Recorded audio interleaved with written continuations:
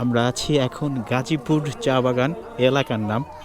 এই গাজীপুরের বিখ্যাত মাঠা।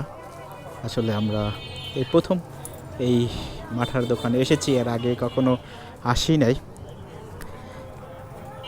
ভাই কত করে মাঠা? 30 টাকা। এর বড় গ্লাস নাই? বড়, হ্যাঁ বড় গ্লাস কত করে? 30 টাকা। মানে ওটা দুই গ্লাস, ওটা মাটার গ্লাস।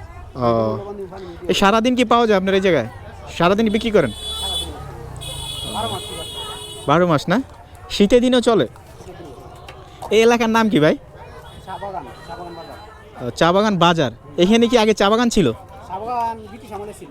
ও, আপনারা দেখেন না আর কি? না না, আপনার দাদার দাদা দেখছে? হইতে পারে। অনেক আগে।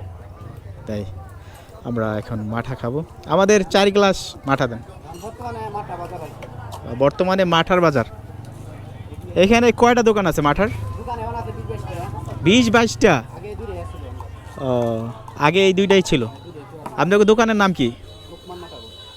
ও, দুইটাই। দুইটাই না? দুইটাই দুই ভাই, দুইজন কাজ। এটার মালিক কি আপনি নিজেই? না, আমি চাকরি করি। চাকরি করেন? ও, আপনার নাম কি ভাই?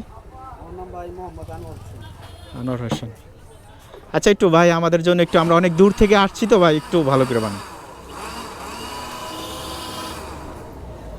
অনেকের গলাটা শুকিয়ে গেছে, সারা দিন খুব জার্নি করেছে, মুখটা ছোট হয়ে গেছে।